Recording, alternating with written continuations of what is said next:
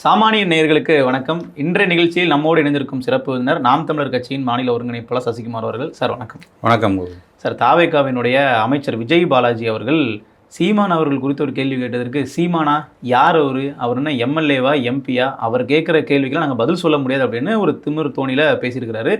சேலத்துல இந்த அம்பேத்கர் சிலை தொடர்பா 2 தரப்பினருக்கும் மோதல் இருக்கு. இல்ல அவங்க சொன்னது நாம் தமிழர் கட்சியின் அதை பற்றி என்ன நினைக்கிறீங்க? நீங்கள் ஏன் அப்படி பேசுகிறாங்க? பேருக்கு முன்னாடி இந்த அடமொழி போட்டுட்டு இருக்காங்கல்ல, இந்த விஜய் கில்லி படம் பேரெல்லாம் போட்டுக்கிட்டு அடமொழியே இல்லாமல், அவங்களுக்கு அடையாளமே இல்லாமல், இந்த ஊரில் யாருன்னு தெரியாத ஒரு கூட்டம் இருக்குல்ல, அந்த கூட்டத்துக்கெல்லாம் உண்மையிலே அண்ணன் சீமான் அவர்கள் யாருன்னு தான் தெரியாது. அப்படியாப்பட்ட ஒரு ஒரு அந்த அந்த வார்த்தையை நான் சொல்லக்கூடாதுன்னு நினைக்கிறேன். அந்த மாதிரி ஒரு ஒரு சினிமாவின் மீது மோகம் கொண்டு, தியேட்டருக்கு பின்னாடி இருந்து கொண்டு, விசில் அடித்து கொண்டு, அரசியல்னால் என்னன்னு தெரியாமல், மக்கள் போராட்டம்னா என்னன்னு தெரியாமல், மக்களோட வழிகள் என்னன்னு தெரியாமல் ஒரு கூட்டம் இருக்குல்ல, அந்த கூட்டத்திற்கு ஒரு தலைவனாக இருக்கக்கூடிய ஒரு பேரை வச்சுக்கிட்டு அடமொழியாக தெரிகிற எவனுக்கும் அண்ணன் சீமானவர்கள் தெரியாது தான், உண்மை தான். அப்படியாப்பட்டவர்களுக்கு தெரியாத அண்ணன் சீமானவர்களை ஒரு 15 ஆண்டுகளுக்கு முன்பாக இங்கு நடந்த ஈழத்தில் நடந்த போராட்டத்துக்கு ராமேஸ்வரத்தில் அண்ணன் பேசிய ஒரு மணி நேரம் காணொலி இருக்குல்ல, அதை போட்டு பார்க்க சொல்லுங்கள். ஒரு தலைவன் என்பவன் யான், ஒரு போராட்டத்தை எப்படி வழிநடத்தக்கூடிய ஒரு மாபெரும் இயக்கத்தை வழிநடத்தி கொண்டு இருக்கிற ஒரு தலைவன் யாருங்கிறது அப்போ தெரியும் அவங்களுக்கு. இதே அவர் சார்ந்திருக்க கட்சியில் ஒரு அமைச்சர் இருக்கார், அவர் பேர் ராஜ்மோகன்.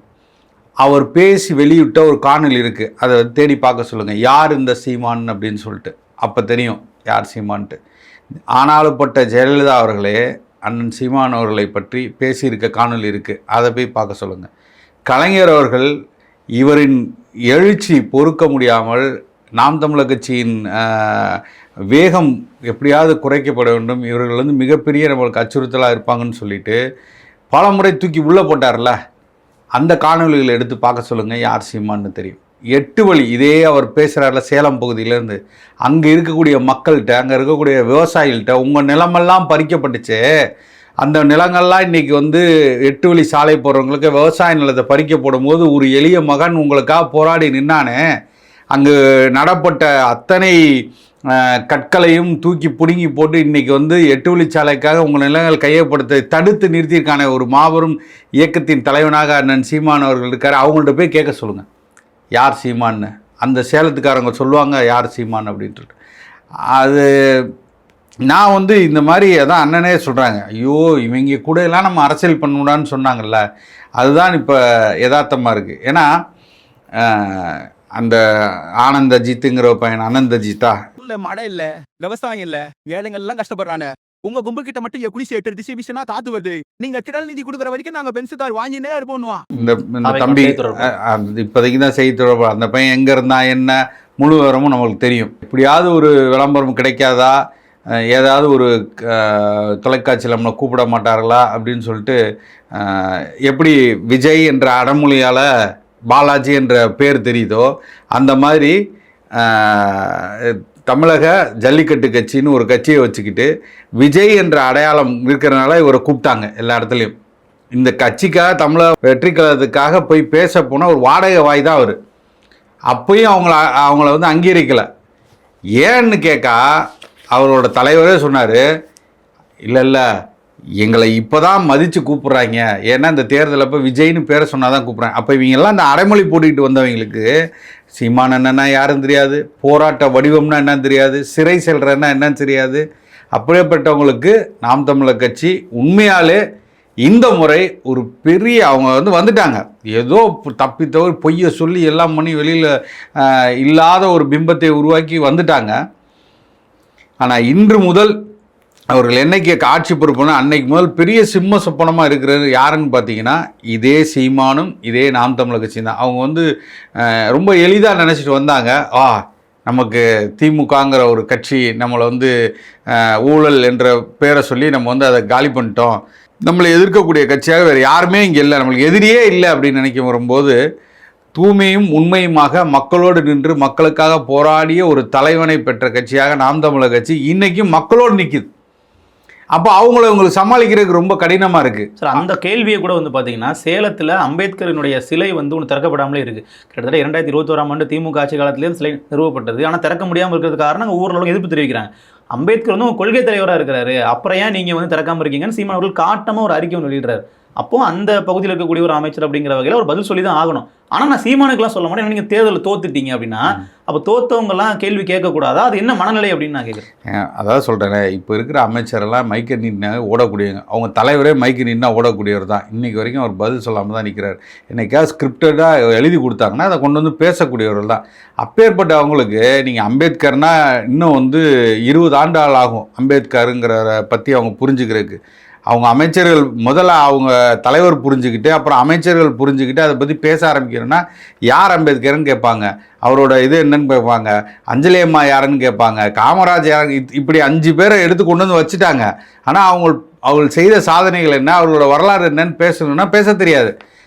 அப்போ அவர் என்ன பண்ணுவார், ஓட தான் செய்வார். என்னன்னு கேட்டுட்டு ஓட தான் செய்வார். அப்படி இருக்கவங்கள போயிட்டு நீங்கள் வந்து அம்பேத்கருக்கு ஏன் சிலை வைக்கலை, நீங்கள் வேலுநாச்சியாருக்கு ஏன் சிலை வைக்கலன்னு கேட்டிங்கன்னா, இருங்க போய் பேப்பரில் ஸ்கிரிப்டில் எழுதி கொடுப்பாங்க, நாங்கள் பனையூர் வரணும், பனையூரில் வந்து 2 நாள் கிளாஸ் எடுப்பாங்க, கிளாஸில் ஏதாவது சொல்லி கொடுத்ததை தான் நாங்கள் கொண்டு வந்து பேசுவோம், நாங்கள் இன்னும் ஸ்கூல் போய் அட்டன் பண்ணலைங்க. அங்கே போய் கிளாஸ் அட்டன் பண்ணணும், மாதம் ஒரு தடவை போய் கிளாஸ் அட்டன் பண்ணணும். பனையூரில் வந்து எல்லாத்துக்கும் நோட்டு புக்கு கொடுத்து உட்காந்து எழுதி இதெல்லாம் பேசணும்னு எழுதி கொடுப்பாங்க, அதுதான் வந்து பேசுவாங்க. நீங்கள் சார் அதே அமைச்சர் வந்து பார்த்தீங்கன்னா விஜய் பாலாஜி அவர்கள் ஜனநாயகன் படத்தோட போஸ்டரை பார்த்து கண் கலங்குறாரு. இதுக்கப்புறம் எங்கள் தலைவரை நாங்கள் திரையில பார்க்க முடியாது அப்படின்னு அப்படி கண் கலங்குற வீடியோக்கெல்லாம் செய்தி சேனல்கள் வெளியாகுது. இந்த கொடுமையெல்லாம் நான் பார்த்து கண் கலங்க வேண்டியதாக இருக்குது. அந்த அளவுக்கு நான் என்ன சொல்கிறதுன்னு எனக்கு புரியல. அப்பேற்பட்ட நிலைமையில தான் இன்றைக்கி வந்து தமிழ்நாடு வந்து இருக்குங்கும் போது வெக்கி தலைகுனிய வேண்டியதாக இருக்குது. அதாவது ஒரு அமைச்சர் வந்து இங்கே எவ்வளோ பெரிய பிரச்சனை நடந்துக்கிட்டு இருக்கு, நீட்டக்கூடிய எவ்வளோ பெரிய சிக்கல் ஒட்டுமொத்த தமிழ்நாடு மட்டும் இல்லாமல் இந்தியா அளவில் எல்லா இடத்துலையும் பெரிய போராட்டமாக உருவெடுத்து வந்து நிற்கிது. இன்றைக்கி அதை பற்றி எதுவுமே பேச மாட்டேறீங்க. நீங்கள் சொல்கிறீங்க ஜென்சி க்ரௌடை வச்சு தான் பண்ணுன்னு. அங்கே அவ்வளோ பெரிய பிரச்சனை நடந்துக்கும் போது, சிக்கல் நடந்துகிட்டு இருக்கு, அதை போன்ற பார்வை எதுவுமே இல்லாமல் நீங்கள் வெறுமனே ஒரு அறிக்கையை விட்டுட்டு பேசாமல் உட்காந்துருக்கீங்க. அதுவும் எல்லோரும் அழுத்தம் கொடுத்ததுக்கப்புறம் ஒரு அறிக்கையை கொடுக்குறீங்க, நீட் வந்து எங்களுக்கு வந்து ஒட்டுமொத்தமாக நீட் வேண்டாங்கிறதான் எங்களோட கொள்கை நிலைப்பாடு, அதனால் நாங்கள் இது பண்ணலை அப்படிங்கிற மாதிரி ஒரு பொத்தாம்பதுவாக ஒரு அறிக்கை கொடுத்து நிற்கிறீங்க. இத்தனை லட்சம் மக்கள் வந்து இளைஞர்கள் வந்து கூடி அதை பற்றி விவாதித்து கொண்டு இருக்கான். அது சரி தவறுங்கிற அந்த இடத்துக்கே நீங்கள் போகாமல் இருக்கீங்க. இவ்வளோ பெரிய நீட்டை குறித்து ஒரு பெரிய அளவில் சர்ச்சையை விட்டுக்கிட்டு இருக்கு. அந்த சர்ச்சையில் உங்கள் நிலைப்பாடு என்ன? சார் ராகுல் காந்தியோட மூக்க உடைச்சிட்டாங்க, ரத்தம் வருது, அதுக்கு கூட வந்து பார்த்தீங்கன்னா பெரிய அளவில் இவர்கள் எதுவும் பண்ணலையே சார். அப்போ அது யார் ராகுல் காந்தின்னு கூட கேட்பார் அவர். அந்தளவுக்கு தான் உங்களுக்கு தெரியும். நீங்கள் ஒரு கட்சி, நான் திருப்பியும் சொல்கிறேன், மக்களோட பிரச்சனையில் இறங்கி மக்களோடு மக்களாக நின்று போராட்டங்கள் நடத்தி அதன் மூலியமாக மக்களின் நன்மதிப்பை பெற்று ஆட்சிக்கு வந்தவர்களா என்றால் உங்களுக்கு எல்லாம் தெரியும். எதுவுமே இல்லையங்க. யாருன்னே தெரியாத ஒரு கூட்டம் திடீர்னு வந்து நான் அமைச்சர்னு சொல்லி நிற்கிறதும், ஒரு பையன் பேர்னா லயலாமணியா, ஒரு பைத்தியக்காரத்தனமாக பேசக்கூடிய ஒருத்தனை மேடை ஏறினா என்ன நாகரீகம் மற்றும் பேசக்கூடிய அவனையும் நாஞ்சில் சம்பத் அவர்களையும் இப்படியாப்பட்ட அவர்களெல்லாம் நீங்கள் கட்சியில் வைத்துக்கொண்டு அவர்களுக்கு பொறுப்புகளை கொடுத்து அவங்கள நீங்கள் வந்து அமைச்சரவையில் கொண்டு போய் உட்கார வச்சிங்கன்னா அவன் என்ன பேசுவான்? அவன் விஜய் படத்தை பார்த்து வளர்ந்தவங்க, அவன் வேறு எதுவுமே தெரியாதவன், அவனுக்கு வேறு உலகமே தெரியாது. அப்படியாப்பட்டவர்களை நீங்கள் கொண்டு வந்து வச்சுக்கிட்டு இவங்களுக்கெல்லாம் சினிமா படம் தான் பார்ப்பான். நீங்கள் இன்னைக்கு கூட விட்டுருவானா? அடுத்து ஏற்கனவே இவர் நடித்த 69 படத்தையும் எடுத்து கொண்டு வந்து திருக்குறள் மாதிரி எங்க சொல்லு பாப்பா, விஜய் அவர்கள் சொல்லுங்க பாப்பா, நீங்கள் 1999 விஜய் நடித்த படம் என்ன பேரு அப்படின்னு கேட்டு அதெல்லாம் கேட்டாங்க. அமைச்சர் கேட்டாங்களா? அந்த படத்துல விஜயோட கேரக்டர் நேம் எல்லாம் கேட்டு இன்டர்வியூ எடுத்துக்கிட்டு இருக்காங்க. நீங்க இப்படிதான் இருக்கும்.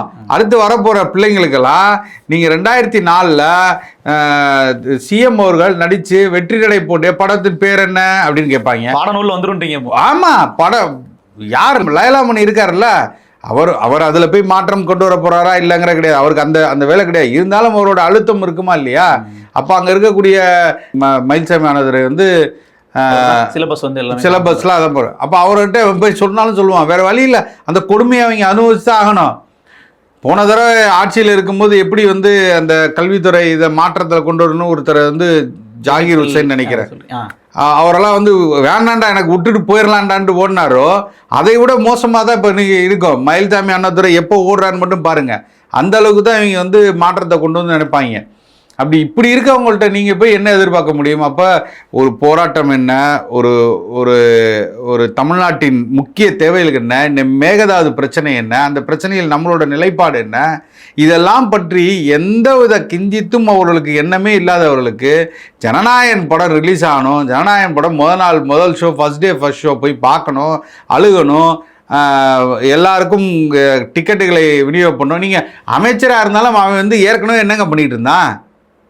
2 மாசம் முன்னாடி வரைக்கும் அவன் ரோல் என்னங்க? 2 மாசம் முன்னாடி இவர் யாருன்னு ஒரு கேள்வி இருக்கு. சீமான் யாருன்னு கேட்கல. 2 மாசம் முன்னாடி இவர். அதை தான் நான் சொல்றேன். 2 மாசம் முன்னாடி முதல் ஷோக்கு டிக்கெட் வித்துக்கிட்டு இருந்தவர். 500 ரூபா டிக்கெட்டு 1000 ரூபாய்க்கு வித்துக்கிட்டு இருந்தவர். அங்கே இருக்கிற ரசிகர்கள் இளம் பிள்ளைகள்கிட்ட ஏமாற்றி அவன் வீட்டிலேருந்து 100 200 வாங்கிட்டு வந்து கொடுக்குறோன்ட்டு 1000 ரூபாய்க்கு வா முதல் ஷோ உனக்கு காட்டுறேன்னு சொல்லி 1000 ரூபாய்க்கு டிக்கெட் வித்துக்கிட்டு இருந்தவங்க. வேற என்ன உங்களுக்கு வேலை? பால விஷயம் பண்ணிட்டு இருந்தான், கட் அவுட் வச்சுக்கிட்டு இருந்தான். மக்கள் போராட்டத்தில் நின்னாரா? எது 8 வழிச்சாலை போராட்டத்தில் நின்றுருக்காரா? காவிரி பிரச்சனைக்காக நின்றுருக்காங்களா? ஏதாவது ஒரு புகைப்படத்தை காட்ட சொல்லுங்களேன். காவிரி சிக்கலுக்காக, 8 வழி பிரச்சனைக்காக, சேலத்தில் நடக்கக்கூடிய அத்தனை கழிவுநீர் இதில் கலந்து ஓடுறது, ஆற்றில் கலந்து ஓடுறதுக்கு எதிராக ஏன் அங்கே இருக்கக்கூடிய பியூஷ் மனுஷ பல போராட்டங்களில் கலந்துருக்காரு. அந்த மாதிரி போராட்டங்களில் இந்த விஜய் மக்கள் இயக்கம் எங்கேயாவது கலந்துக்கிட்டு இருக்கா? சொல்லுங்கள். அங்கே இருக்கிற மலைகளில் வந்து கொள்ளை போகிறதுக்காக நடந்த போராட்டங்களில் ஏதாவது கலந்துக்கிட்டு இருக்காங்களா இந்த மக்கள் இயக்கம், விஜய் மக்கள் இயக்கம் கலந்துக்கிட்டாங்களா? இல்லையே. அவனுக்கு தேவை தன் தலைவன் படம் வரணும், நாள் போய் நிற்கணும், தேட்டரில் கத்தணும், சில்லறை அள்ளி வீசணும், அந்த சந்தோஷத்தோடு அடுத்து போய் மல்லாக்கப்படுத்திடணும். அவ்வளோதானே அவனோட வேலை. அப்படி இருக்கணும். நீங்கள் வந்து நீங்கள் என்ன உயரிய பதவியில் வச்சாலும் அவன் அப்படி தான் இருப்பான். நிச்சயமாக ரொம்ப ஆணித்தனமாக கருத்தை பதிவு பண்ணிங்க. நேர்காணல் கொடுத்தமைக்கு மிக்க நன்றி. நன்றி.